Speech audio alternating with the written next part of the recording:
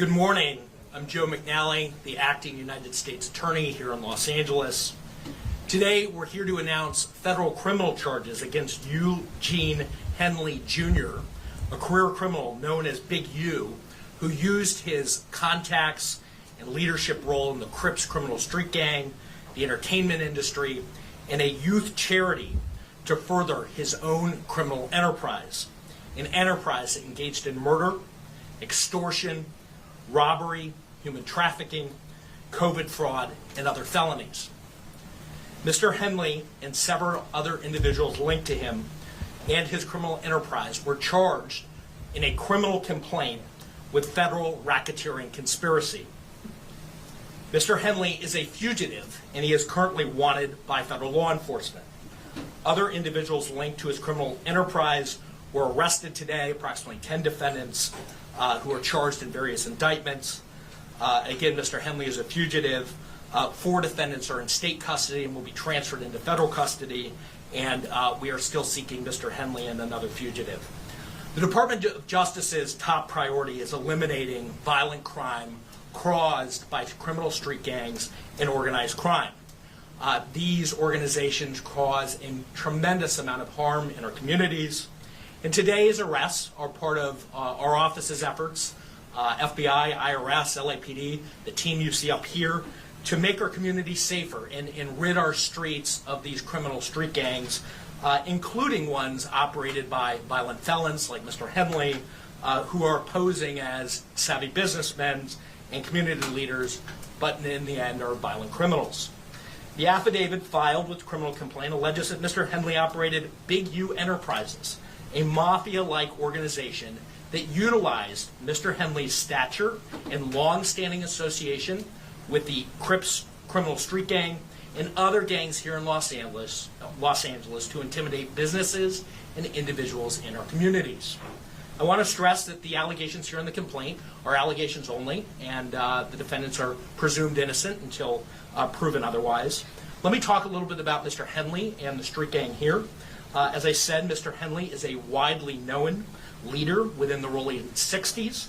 He rose to prominence in that gang decades ago, and he has since been a fixture on the internet, talk shows, and podcasts, all things that law enforcement have looked at closely as part of this investigation.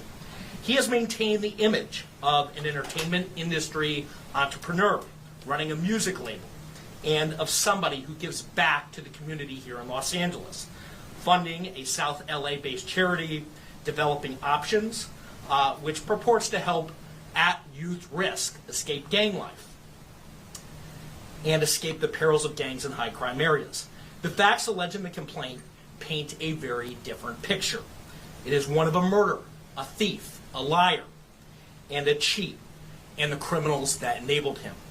For example, Mr. Henley engaged in a murder of a musician signed to his label in 2021 and dumped the victim's body in Las Vegas off of the I-15 freeway. He then attempted to evade and obstruct the investigation into the murder, including ordering witnesses not to speak with law enforcement. Henley's criminal enterprise also engaged in other crimes, including transporting prostitutes across state lines, extorting strip clubs, marijuana dispensaries, and other businesses, and fraudulently applying for COVID loans in the form of a business relief loan. On that application, Mr. Henley falsely stated that his music label, Unique Music, operated at a $200,000 profit in 2019 and was entitled to government assistance, despite the reality that the company had operated at a loss and was ineligible for such relief. Finally, Mr. Henley is accused of embezzling donations made by celebrities, professional athletes, and businesses to his charity, Developing Options, which, as I said, purports to give South LA at-risk youth alternatives to gang violence, drugs, and other criminal activity. Henley used this charity as a front. He used it to conceal his fraudulent activities, his criminal enterprises activities, and evade detection from law enforcement. If convicted on the racketeering conspiracy, he and his co-conspirators face approximately a 20-year federal prison sentence. I want to thank our federal law enforcement partners, our state law enforcement partners who brought about the result here today. The Los Angeles Metropolitan Gang Task Force from the FBI is comprised of FBI agents, LAPD officers, IRS Criminal Investigation, the U.S. Department of Justice Inspector General's Office, Los Angeles Police Department, the North Las Vegas Police Department. This case is a great example of state and federal law enforcement working together to address harm from a criminal enterprise. I also want to thank our prosecutors, Assistant U.S. Attorneys Kevin Butler and Jenna McCabe, for their diligence and dogged determination in this case. With that, I'll turn it over to our next speaker, FBI Special Agent in Charge, Ted Dox. Thank you, Joe. Absolutely. My name is Ted Dox, Special Agent in Charge of FBI Los Angeles' Criminal Division. These operations are truly a team effort, and I would like to recognize those partnerships. If not for their commitment, dedication, and follow-through, we would not be here today. First, I'd like to thank LAPD, IRS Criminal Investigations, and the U.S. Attorney's Office for working collaboratively for the past 4 years, in this case with FBI Los Angeles Metropolitan Task Force on violent gangs. I'd also like to thank the U.S. Marshal Service for their assistance today, and many departments in California, Arizona, Nevada, and the North Las Vegas Police Department. Now, this morning, hundreds of agents and officers, including multiple SWAT teams, executed multiple arrest warrants for many of the 19 defendants charged in this case. Search warrants were executed at 6 locations. Those searches continue to be underway. 4 of the 19 defendants were already in custody, and 10 defendants were taken into custody in the last 24 hours. And while we're still seeking the whereabouts of 5 individuals, 3 of whom we believe we will have in custody shortly, 2 defendants are considered fugitives. They are Eugene Henley Jr., also known as Big U, and Brian Mejia. We will provide their photographs to the media following this announcement. Anyone with information as to their whereabouts should not take action on their own, but contact the FBI. You can reach us by calling 1-800-CALL-FBI. During this investigation, we recovered 49 weapons, 5 pounds of methamphetamines, 10,000 fentanyl pills, and large amounts of cash. The Rolling 16 Crips have been around for decades, and by some estimates are among the largest gangs in the country, with factions in multiple states. Mr. Henley has been a known member of the Rolling 60s Crips since the 1980s, where he established his reputation and earned standing with fellow gang members. He has been able to use that standing to intimidate businesses and individuals and to commit various forms of violence, including the alleged murder outlined by the U.S. Attorney. He's also been able to influence others to give him money, only to defraud his victims, including defrauding the U.S., the government, the city of Los Angeles, and you, the taxpayer. Before I close, I'd like to ask that anyone who has information about the alleged criminal activity or feel that they have been victimized by any of the defendants, call the FBI at 1-800-CALL-FBI. We've targeted this gang in the past and will continue to target gangs who seed violence and fear in our communities. The FBI will never waver on our commitment to combat violent gangs and those individuals affiliated who prey on others. Today's arrests made neighborhoods across our city safer. Thank you. And with that, I'll turn it over to IRS SAC Tyler Hatcher. Good morning. Again, I'm Tyler Hatcher. I'm the Special Agent in Charge of IRS Criminal Investigation here in Los Angeles. Today's arrests are the result of outstanding investigative work by law enforcement partners from LAPD, U.S. Attorney's Office, the FBI, and my office, who's worked tirelessly to find the evidence necessary to charge those who are alleged to bring harm to our communities, as you've heard previously. The RICO charges against Mr. Henley and his associates reflect a pattern of crimes that runs the gambit from extortion to robbery to murder to tax fraud and to human trafficking, all under the umbrella of a well-organized criminal organization led by Mr. Henley. Additionally, Mr. Henley duped the County of Los Angeles by running a nonprofit named Developing Options, which was set up to pull youth out of the gang life and promote anti-gang solutions. Yet Mr. Henley continued to personally orchestrate violent gang activity that impact our communities. Donors trust that their donations will be used in a manner that's consistent with what the charity was set up to do and applied as intended. In this case, it was for the benefit of at-risk youth. Financial transactions leave a trail, and IRS criminal investigation special agents are the best at following that trail. The trails led to allegedly lead to Mr. Henley's personal bank account, and the money trail doesn't lie. Organized crime victimizes our Los Angeles communities far too frequently, but the arrests made today demonstrate our commitment to making Los Angeles safer for everyone impacted by these criminal enterprises. IRSCI is proud to partner with our federal and state and local law enforcement partners to make our communities safer and to protect from these violent acts. And on that, I'll turn it over to the Chief. Thank you, and thank you all for being here today. I'll keep my comments brief. From day one, the Los Angeles Police Department's been proud to stand shoulder to shoulder with the FBI and our partners here today in this critical investigation. The invaluable expertise provided by Operation South Bureau FBI Task Force on the Rolling 60s criminal street gang has played a pivotal role in securing these 19 federal indictments laid out this morning. It's a major step forward in our ongoing fight against gang violence and brings hope and relief to a community that for too long has endured far too much. Together we will continue to protect and serve, working tirelessly to ensure safety in all of our neighborhoods. I'll return the U.S. Attorney, Joe McNally, for any questions follow-up. We'll take any questions.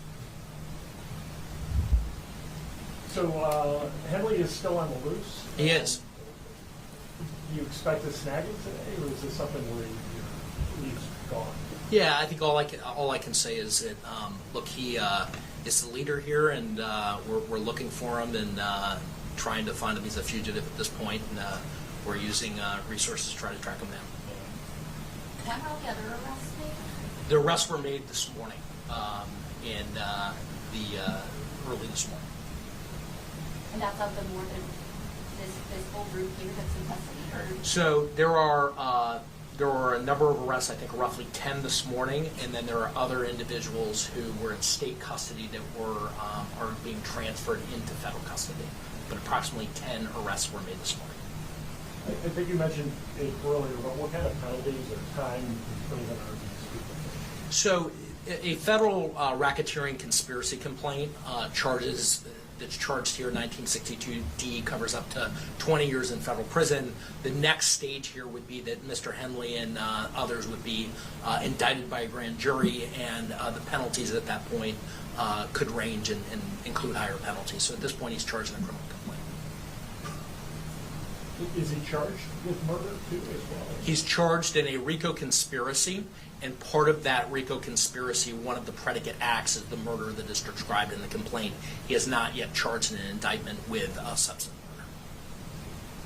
You mentioned the taxpayers were defrauded. Can you tell us how much taxpayer dollars he obtained from what city leader or official? And what does this mean for groups that are working on anti-gang efforts and trying to get donations from celebrities or things?